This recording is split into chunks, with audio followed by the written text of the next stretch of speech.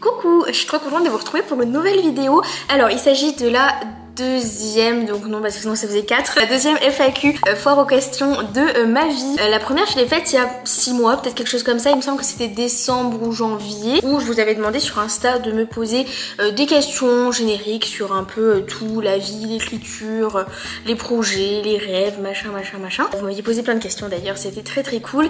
Et là je m'étais dit que je voulais absolument en refaire une, mais très ciblée parce que je vous ai annoncé il y a quelques jours que mon livre 31 soirs d'été allait être publié et paraîtrait en librairie en 2026, et je me suis dit ce serait peut-être sympa de faire une petite FAQ spéciale publication où je répondrai à vos questions. Donc pareil, je vous ai mis une boîte à questions sur Instagram, donc n'hésitez pas à vous abonner à ce compte et à me suivre là-bas, comme ça quand je referai vous pourrez me poser vos petites questions. Et voilà, en attendant je vais répondre à ça, aux petites questions que vous m'avez posées. Ce sera une vidéo assez courte en vrai, voilà, c'est juste faire un petit blabla, faire un peu le point. Et puis si vous avez d'autres questions, n'hésitez pas à me les poser en commentaire. Bon évidemment, petit disclaimer, je peux pas répondre à tout parce que c'est un petit peu tôt pour répondre à tout, et donc voilà, c'est dans la limite de ce que je peux dire à l'heure actuelle évidemment. Mais donc la première question c'était comment ça va en ce moment, et question trop mignonne, mais en ce moment ça va, je crois, je sais pas. En fait, c'est un peu la conclusion que j'avais dans mon vlog, parce que j'étais en train de tourner des rushs de mon vlog tout à l'heure, et je me disais que, en fait, dès que je reprenais la caméra pour vlogger, je commençais en disant que je suis super fatiguée aujourd'hui. Ce qui implique que je pense que si je le dis tous les jours, c'est que je suis extrêmement fatiguée en ce moment tout court.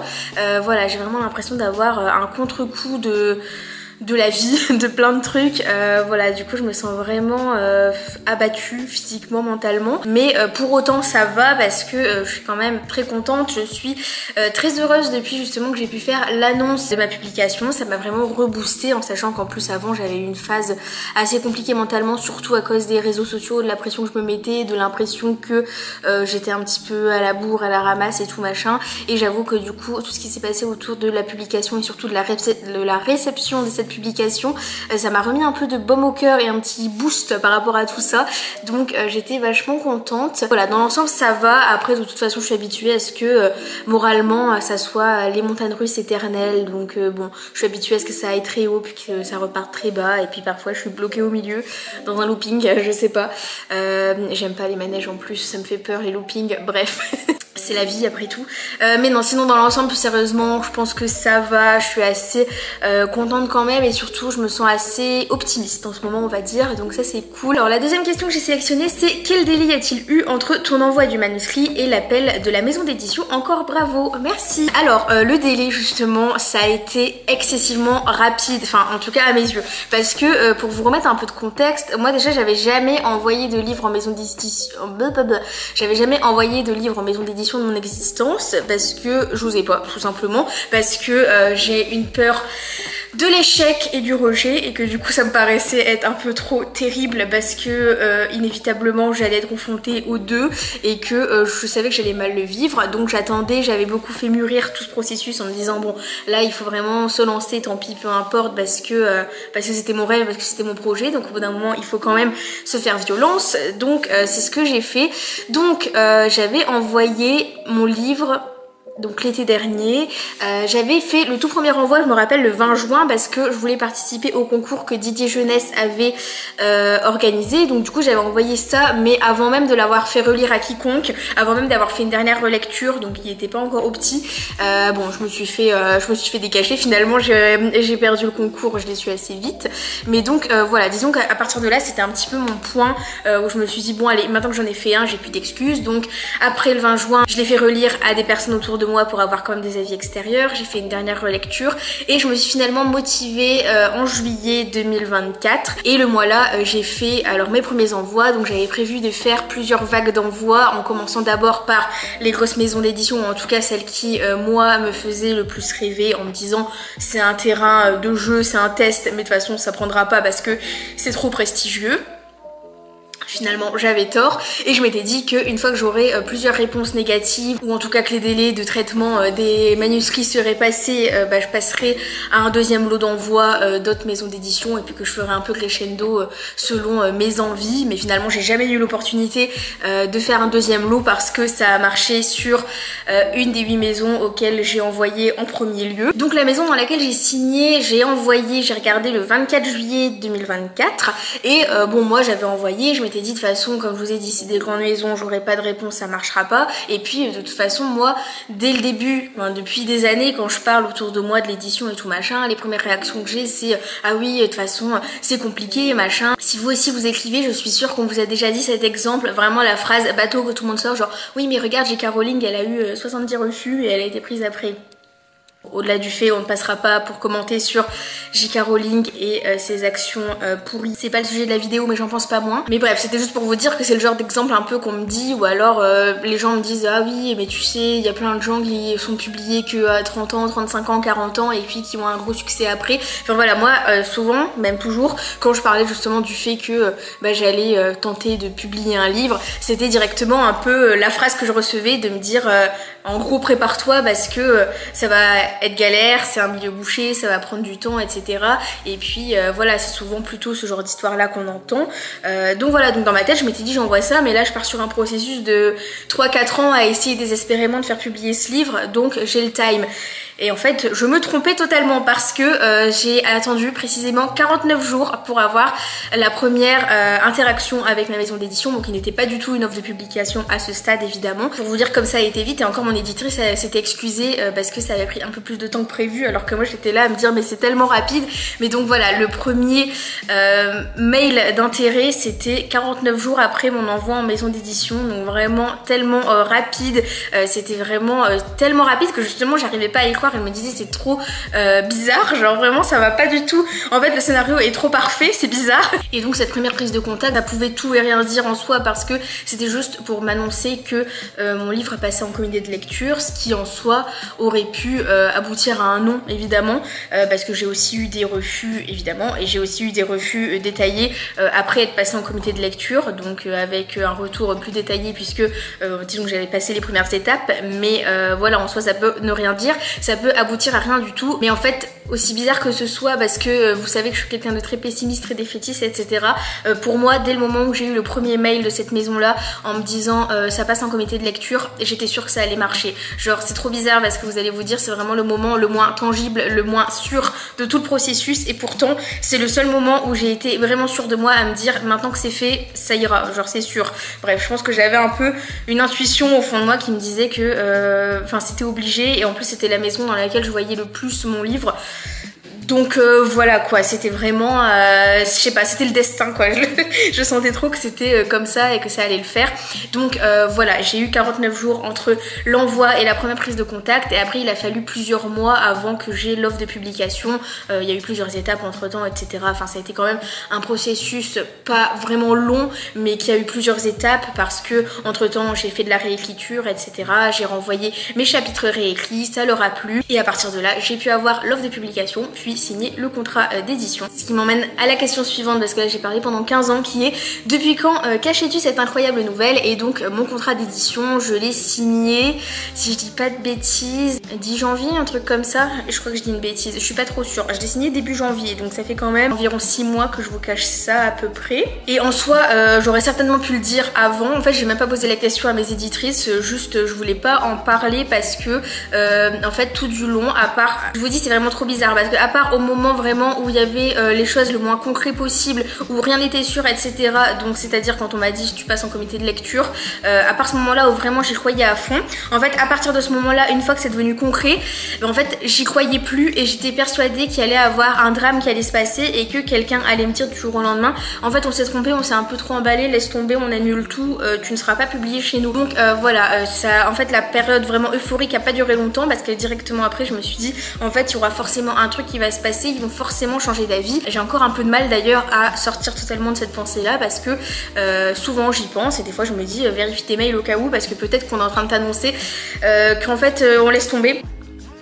Ce qui fait que j'étais vraiment trop angoissée pour pouvoir envisager de l'annoncer publiquement. Du coup j'ai vraiment attendu longtemps, mais qu'est-ce qui m'a poussée à l'annoncer enfin maintenant? C'est parce que j'ai terminé la première salve de correction édito, donc il y aura 2 vagues de correction édito, et là j'ai terminé la première, et en fait à ce moment là je me suis dit bon, je pense quand même qu'on a suffisamment retravaillé le manuscrit ensemble pour que ça me confirme que ça leur plaît toujours et qu'ils vont pas changer d'avis, donc bon, peut-être qu'au bout d'un moment je peux quand même l'annoncer. Donc voilà, j'ai décidé que c'était le moment de l'annoncer, mais oui, ça fait bien 6 mois quand même que j'ai signé, et donc plus de mois que j'ai eu l'offre de publication parce que je l'ai eu juste avant Noël. Donc voilà, ça fait quand même longtemps que je le cache. Alors la question suivante, c'est est-ce que le titre sera conservé? Et alors si je vous dis pas de bêtises, normalement il est censé l'être, sauf si vraiment il y a un revirement de situation, mais je sais en tout cas que dans nos premiers échanges avec mon éditrice, elle m'avait complimenté sur le titre en disant que ça leur avait beaucoup plu, donc je pense qu'en partant de là, il n'y a pas trop de risque et que le titre change. Donc en principe 31 soirs d'été restera 31 soirs d'été. Après si vraiment on en vient à avoir une autre discussion où ça change et où on me propose quelque chose d'autre, bon je sais bien que tous ces éléments qui changent c'est fait pour des raisons marketing et pour que ça se vende bien derrière, donc vraiment s'il faut je serai ouverte au changement, mais normalement ça devrait pas changer, et je suis quand même contente si ça change pas. Et la question suivante qui est un peu liée, c'est la couverture sera-t-elle la même que celle que tu as créée pour toi? Et la réponse à cette question c'est non, la couverture va être retravaillée totalement. De toute façon j'en avais bien conscience que la couverture qui a été réalisée donc par mon ami Tom était seulement là pour les exemplaires pour moi, juste pour avoir ce livre dans ma bibliothèque au cas où il trouvait jamais de maison d'édition et qu'au moins j'avais un peu ce petit objet à regarder. Mais voilà, je savais bien que c'était la concession dans le sens où si j'avais voulu garder une couverture et tout garder vraiment comme je le voulais à 100%, bah, je me serais tournée vers l'auto-édition qui n'était pas du tout dans mes plans. C'était pas quelque chose que j'avais envie de faire parce que j'avais envie justement d'avoir tout ce regard extérieur que j'aurais jamais pu trouver seule, en tout cas pas de cette manière. Donc voilà, que ça soit sur mon texte ou que ça soit sur l'objet livre en soi. Je fais confiance à la maison d'édition qui a beaucoup plus de livres que moi à leur actif, qui savent ce qui marche et ce qui marche pas, qui sont habitués à tout ce regard marketing sur le livre, donc je leur fais confiance pour ce qu'ils vont me proposer pour la couverture. Après je vous avoue qu'on n'est pas encore du tout à ce stade là, donc pour l'instant je sais pas du tout ce qui va se passer pour cette couverture, mais en tout cas c'est certain qu'elle va pas rester comme telle, c'était juste vraiment une couverture pour moi qui sera toujours ma couverture à moi, que j'aime toujours beaucoup évidemment, mais voilà, en tout cas ça m'a servi pour la faire figurer dans mon dossier de soumission et montrer un petit peu mon univers et l'idée que j'avais derrière tout ça. Je sais que c'est quelque chose dont mon éditrice m'avait parlé aussi parce que ça lui avait tapé dans l'œil tout simplement dans le dossier de soumission de voir déjà un peu cette proposition de couverture, cet univers un peu, donc aucun regret par rapport à cette couverture, même si évidemment je vais devoir lui dire au revoir. Et puisque je parlais de dossier de soumission, je vais passer à la question suivante qui est comment faire un dossier de soumission solide. J'y ai réfléchi et je me disais, en fait moi le dossier de soumission c'est aussi quelque chose qui est ressorti de mon éditrice quand on a eu notre premier appel, où justement elle m'avait dit que mon dossier de soumission leur avait tapé dans l'œil, donc vraiment ne négligez pas le dossier de soumission. Moi j'avais fait un document qui était assez complet, que j'avais fait sur Canva avec plein de parties, mais je pense vraiment que le dossier de soumission il faut le voir comme un CV ou une lettre de motivation. Il faut que ça reflète qui vous êtes, que ça reflète qu'est-ce que votre histoire, et que ça donne envie. On va dire que le dossier de soumission c'est un élément marketing en plus, mais que vous apportez vous-même sur votre projet, sur votre livre. Mais du coup comme pour les CV et les lettres de motivation, vous allez avoir plein d'écoles différentes, vous allez avoir plein de gens qui vont vous dire tout et leur contraire. J'ai déjà vu passer, justement je voyais passer des posts là-dessus cette semaine, des gens qui disaient vraiment pour le dossier de soumission faites très simple, faites que ce que chaque site demande, etc.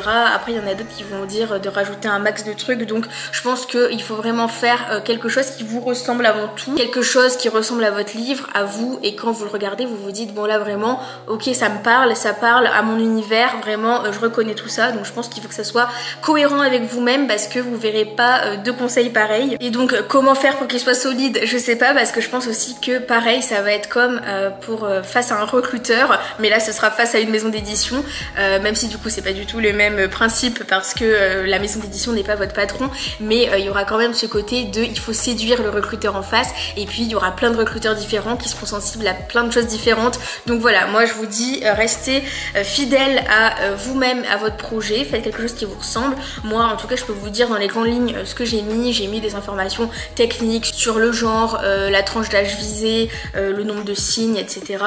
J'ai fait un petit côté mood board avec des images de Pinterest, avec un peu l'atmosphère de mon projet. J'ai fait une petite partie où j'ai raconté pourquoi j'ai écrit cette histoire et pas une autre, qu'est-ce qui m'a vraiment donné envie de l'écrire.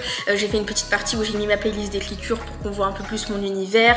Enfin voilà, c'était vraiment un truc avec tous les éléments qui me venaient en tête. Voilà, si ça peut vous aider, mais en tout cas, voilà mon conseil dessus. Alors la question suivante c'est, même si ton livre n'est pas encore entre nos mains, qu'est-ce que cette annonce en maison d'édition provoque en toi? Émotions, vision du futur, crainte, etc. Du coup je vous en ai un petit peu parlé avant par rapport aux émotions que j'ai eues, mais vraiment c'est clairement ça, dans le sens où j'ai eu très peu vraiment de joie et d'euphorie, vraiment à part au moment où rien n'était concret, mais que à partir du moment où les choses devenaient de plus en plus concrètes, j'étais juste paralysée par la peur, ce qui fait que je pense que je ne savoure pas autant que je le pourrais toute cette aventure, parce que j'ai trop peur que ça s'arrête à tout moment, j'ai trop peur que tout le monde ait fait erreur et que en fait ça aille pas du tout. J'ai beaucoup de crainte aussi évidemment sur le fait que ça plaise pas aux gens, sur le fait que je trouve pas mon public, enfin j'ai à peu près 1 milliard de questions qui sont aussi beaucoup liées quand vous voyez que j'ai beaucoup flippé par rapport au fait que j'avais l'impression de pas grandir sur les réseaux sociaux, de pas intéresser les gens. Mais en fait je flippais sur ça justement parce que c'est dans la lignée de mes questionnements de me dire mais si j'arrive pas à avoir une énorme communauté sur les réseaux sociaux et plein d'abonnés, est-ce que mon livre va être un flop derrière? Est-ce que bon voilà, j'ai vraiment plein de questions, donc j'ai beaucoup d'angoisse, mais en même temps j'ai très hâte, j'ai trop hâte du jour où j'aurai mon livre entre mes mains, où j'irai dans une librairie et que je verrai